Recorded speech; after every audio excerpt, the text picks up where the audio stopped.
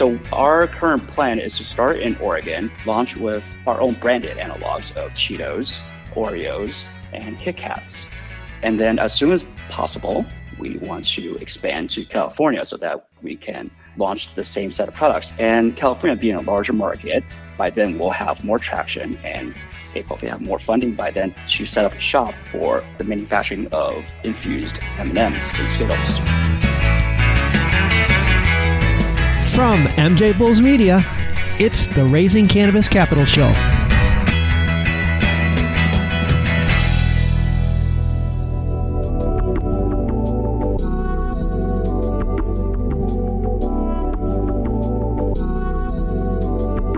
Today in Raising Cannabis Capital, we are joined by Jack Kuo, the CEO of Moxy Unlimited. Jack, welcome to the show. Hello, thanks for having me here. Exciting stuff, Jack. Our listeners are going to be as surprised as I was when they realized that we missed something. Because we all know about edibles, and there are lots of cannabis-infused candies like gummies and chocolates. But under the heading of edibles, there at least seems to be one glaring omission that I missed. Never even thought about cannabis snacks like pretzels or Fritos or Cheetos. Jack, why aren't there more cannabis snacks? Well, the cannabis industry, it has its roots in the black market. And even when I was a kid, people make their own brownies and cookies at home. So the history goes back to when people incorporated cannabis into products they can make themselves at home. So the products they are able to make, it's not very technical. Mm-hmm. It's fairly easy and accessible. And as the legal market has grown, we have products coming on board like candies, gummies, chocolates, baked goods, and now more and more beverages. Mm-hmm. And these are fairly easy to make. They have low technical barriers to entry. Candies and gummies, if you really want to, you can make them at home. Same with chocolates. That's why it's common. So the problem with that is, it doesn't matter which state you're in and whether it's recreational or medical, the state of the cannabis edibles, it's pretty much limited to these 5 categories. They're easily replicable, which means that it's more or less commoditized. So you have multiple brands competing with similar products and competing for the same consumers. And that's what we're looking to change. Oh my gosh. And you are, because barriers to entry to make, say, Cheetos is so much greater than to make some, gummies. You think of the munchies, you think of Cheetos works perfect. And absolutely. So you mentioned earlier that you have experience in consumer packaged goods. So let's start there. Talk about what type of expertise you need in order to knock off cannabis snacks. Absolutely. So for those who don't quite understand CPG or consumer packaged goods, because this is one of the new buzzwords in the cannabis industry when you go to trade shows, it's basically everything that you would find in a grocery store. So food and wellness and a little bit beyond that, packaged foods anyways. So our background is in packaged foods industry, and my other company, we make cheese puffs. And that's where we want to bring our experience and expertise to the cannabis industry. So take cheese puffs, for example. Even those in the food industry don't really know how they're made. There are only a very small handful of people out there that really has expertise in this. And the equipment, it's even harder to come by. So to make cheese puff, typically it requires equipment that runs in the tens or hundreds of millions. And you need an army of staff, and you need 50,000 square feet of space. And you're running out of volume for the likes of Frito-Lay or huge private labels. That's the norm.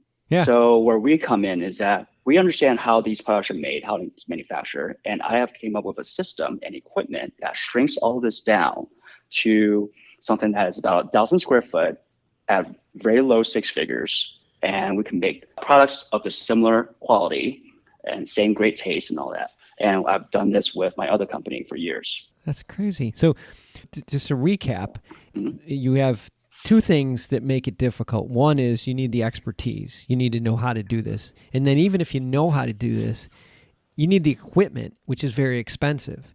That's the challenge. And if somebody can unlock that code, which you're doing, it kind of gives you the field all to yourself. Because there's one other key factor in all of this that makes it difficult, if not impossible, for potential competitors to copy what we do.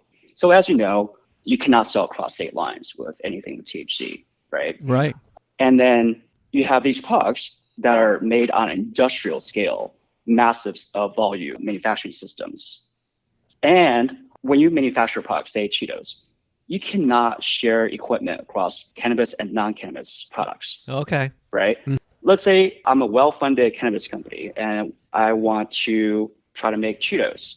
Well, that doesn't quite work because let's say I'm in Oregon and I'm going to spend $10 million on a factory to make cannabis Cheetos. But the market size and the fact that I cannot sell across state line does not make economical sense whatsoever because the cost of entry is so high. I see. That you're never going to break even. And that's where we come in because we have this smaller scale that's very low upfront cost that makes the same quality product. And we can do that with Oreos, M&Ms, and so forth. Oh my gosh. Okay. Now we're going. Now this equipment, because it's such a small footprint and it's not as expensive and you figured it out, you can replicate that in different states? Yes. So our current plan is to start in Oregon, launch with our own branded analogs of Cheetos, Oreos, and Kit Kats. And then as soon as possible, we want to expand to California so that we can launch the same set of products. And California being a larger market, by then we'll have more traction and hopefully have more funding by then to set up a shop for the manufacturing of infused M&Ms and Skittles. Jeez. Skittles. We're going to Skittles too. Oh my gosh. Yes. And so M&M's Skittles, these are what I'm really, really excited about. I mean, compare that to a bar of chocolate, which is pretty much most of edibles, that and gummies, right? So these are easily portable. They're well understood by everybody what they are. You know, they don't melt in your hands. It melts in your mouth, not in your hands. Small little pieces. It's easy to titrate to your desired user experience. Jesus. You can go Reese's Pieces. You got this never ends. Yes, Reese's Pieces as well. This never ends. I want to take a short break to play you a preview of our next episode and to thank our sponsors. That's a lot of money, especially for the retail sector, right? They're planning on holding these companies between 3 and even 10 years. You know, more than almost 60% of investors are looking at that kind of time horizon. So while the stocks are very volatile and have up until probably about early January this year, been on a pretty steady march down, you know, retail investors are not getting out. Tune in on Thursday to hear Louis Goldberg from KCSA Strategic Communications talk about their recent cannabis investor survey. And now let's get back to the show. You mentioned that you have some funding going on right now. Talk a little bit about that. So we have been working on this for several years. We have prototyped and experimented, did some field tests in the past 4 years or so. We formally started on this path a year and a half ago. And now we are fundraising. That's what we're working on now. This is a seed round. How much are you raising? This is a seed round.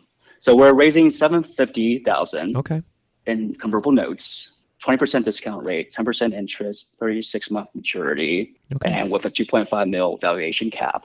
And what are you going to do with the proceeds? The proceeds will go towards building out the factory, getting the supply chain lined up, staffing, and launching the product by fall of this year. Launching it in. Also for brand building, marketing, and sales push, and operating cash flow. So all of this, the entirety of the $750,000 is expected to take us to break even and beyond in Oregon. Gotcha. Okay. Man, that's exciting. It's exciting. I mean, you're really creating another category. Absolutely. Edibles, they're typically 11 to 13% of the industry size.